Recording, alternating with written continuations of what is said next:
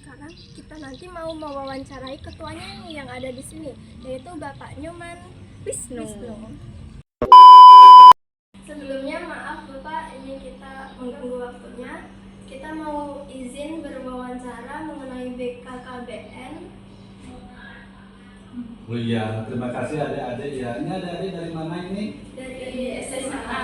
SMA Negeri 1 Bandar Surabaya. Keren-keren semua ya. Ya, terima kasih. Boleh apa yang mau ditanyakan? Sebelum itu kita mau perkenalan dulu. Oh iya. Saya Siti Mayan Rahma. Saya Febia Dwi Sudi. Saya Ya. Zaskia Ayu Raihana. Oh, bisa alamatnya dari mana ini adik-adik? Ini dari Gaya Baru 4 saya. Ya. Saya dari Subang-Jaya. Ya. Saya juga dari Gaya Baru 4. Saya Ah, Subang-Jaya. oh, dari luar daerah ya. Ya, terima kasih adik-adik sudah berkunjung ke Balai Penyuluh KB. Ini Balai Penyuluh KB ya. Balai Penyuluh KB Bandar Surabaya. Nanti kalau ada konsultasi tentang program keluarga berencana, silakan adik-adik bisa datang ke sini ya. Iya. Apa yang perlu ditanyakan kira-kira? Menurut Bapak, BKKBN itu apa sih? Oh, BKKBN ya. BKKBN itu adalah Badan Kependudukan dan Keluarga Berencana Nasional. Jadi BKKBN itu sekarang adalah merupakan pengendalian penduduk ya adik-adik ya. Tanpa ada program BKKBN mungkin Indonesia ini sudah nggak tahu menjadi apa ya, karena penduduknya sudah tidak terkendali. Iya. Ya, kita bersyukur ya, kita bersyukur adanya BKKBN itu terbentuk dari tahun 80-an ya. Tanpa BKKBN kita nggak tahu, mungkin masyarakatnya sudah nggak tahu berapa juta di Indonesia gitu ya. Iya. Ya. Terus apa lagi yang mau ditanyakan? Itu tugasnya apa aja Pak?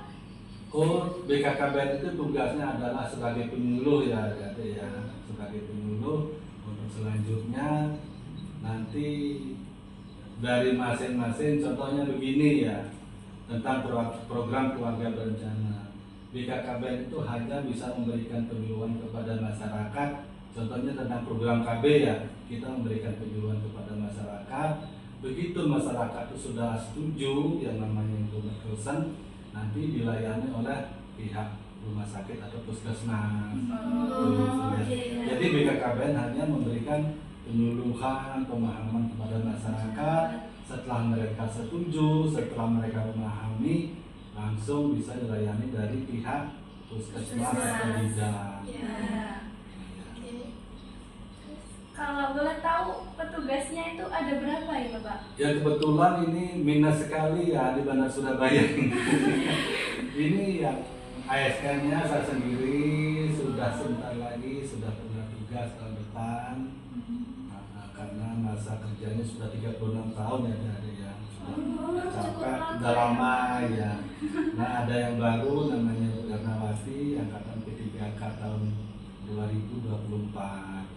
Nah kita juga dibantu dengan teman-teman tenaga honor gitulah, ada 4 orang di sini termasuk Mbak Laili ini yang setia selalu membantu di kantor kita. Nah, itu namanya Mbak Laili. Terus apa lagi?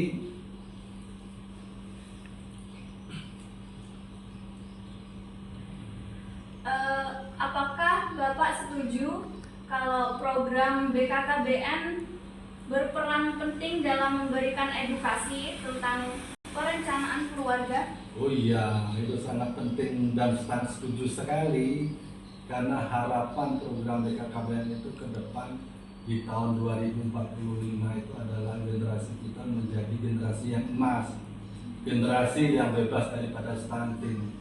Makanya kita selalu mengadakan pertemuan yang namanya Catin.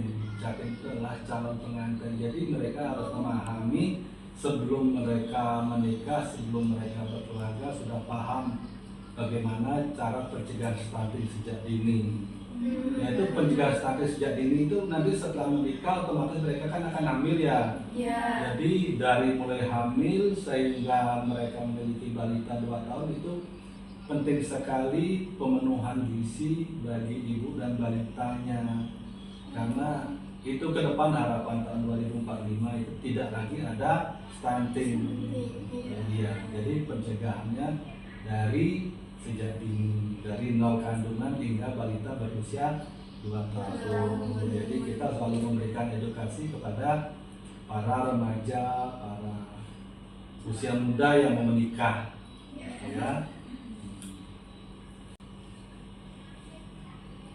Menurut Bapak, apakah ada hubungan antara tingkat pendidikan seorang dengan jumlah anak yang dimiliki dalam keluarga? Oh ya, itu sangat penting Mbak sekali, istilahnya adik-adik ya, tingkat pendidikan dan tidak berpendidikan ya.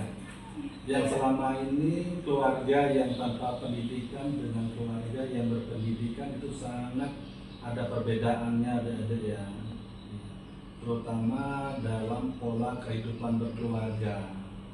Itu sangat penting, makanya BKKBN itu mengharapkan istilahnya pernikahannya kalau perempuan itu 19 tahun, jadi bagi prianya itu 25 tahun, jadi sudah dianggap mampu baik secara fisik maupun secara fisiologi.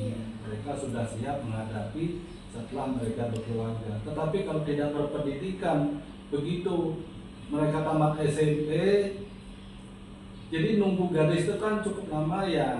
Nah, mereka belum waktunya menikah sudah menikah, bahwa bahkan belum menikah pun sudah punya momongan. Nah, itu tingkat pendidikan rendah itu makanya biasa seperti itu. Ini bisa kita contohkan di sini ya. Ada seorang gadis di sini sudah cukup lah umurnya, tapi mereka harus memilih pasangannya, tidak asalan ya. Ada yang tersinggung nggak ya? Tapi itu motivasi ya. Jadi kalau orang yang berpendidikan dengan yang tidak berpendidikan itu polanya tetap beda sekali. Kalau yang tidak berpendidikan, mereka yang penting dapat suami, tetapi yang berpendidikan mereka tetap harus memilih ya sesuai dengan apa ya standar mereka gitu. Makanya kadang ada captain yang kesini gitu, aduh dekil, begitu mereka habis menikah lu kayaknya kok hidupnya susah banget. Jadi kalau bisa setelah menikah mereka tuh lebih apa ya, bisa menikmati hidupnya, menikmati keluarga, sudah karena udah bekerja kan istilahnya apa ya, ya bisa lah mengikuti kehidupan zaman sekarang gitu ya. Terus yang lainnya apa kira-kira? Menurut Bapak, apa sih faktor lain selain pendidikan yang mempengaruhi jumlah anak di keluarga? Oh ya, ya kita bersyukur istilahnya walaupun tidak berpendidikan dan berpendidikan ya, kita bersyukur dengan adanya program BKKBN ya, program KB ya, yaitu adalah untuk mengatur jarak kelahiran. Walaupun mereka tidak berpendidikan, kalau mereka mau menggunakan program KB ya sama aja, yang berpendidikan tidak berpendidikan sama aja. Yang penting mereka menyadari pentingnya program KB. Karena program KB itu sifatnya bukan membunuh ya adik-adik ya, bukan membunuh, karena banyak masyarakat mengatakan, masih yang awam ya, bukan banyak ya, ada masyarakat yang awam mengatakan bahwa KB itu membunuh. Itu salah ya, bahwa program KB itu adalah mengatur jarak kelahiran. Ya istilahnya apa ya, nanti dikatakan ada 4T ya, nanti kita ini. Karena program KB itu sifatnya tidak membunuh. Mereka itu adalah cara kerjanya pertemuan sperma dan sel telur ini tidak sempat bertemu. Mereka sudah gugur duluan, sedangkan sperma ini bisa bertahan 24 jam gitu. Tapi kalau mereka sudah 24 jam ini tidak bisa bertemu, mereka sudah gugur gitu ya. Ini bukan tabu ya, karena ini program KB memang harus dijelaskan ya.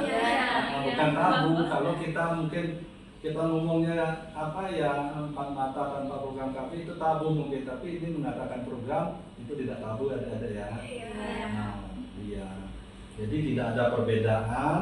Yang penting mereka menyadari bahwa program KB itu penting. Sekalipun mereka tidak sekolah sama aja.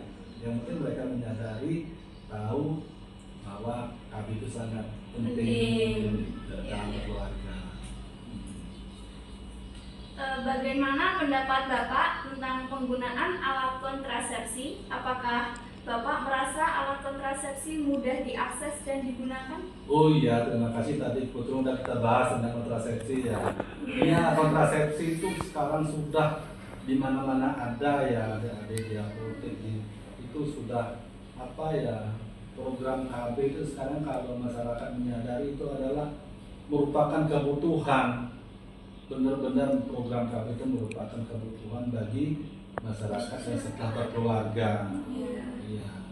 Karena begini, apa namanya? Kalau zaman dulu ya banyak anak banyak rezeki ya. Kalau sekarang banyak anak tuh susah banget. Susah banget. Kalau kita punya anak 3 gitu aja contohnya.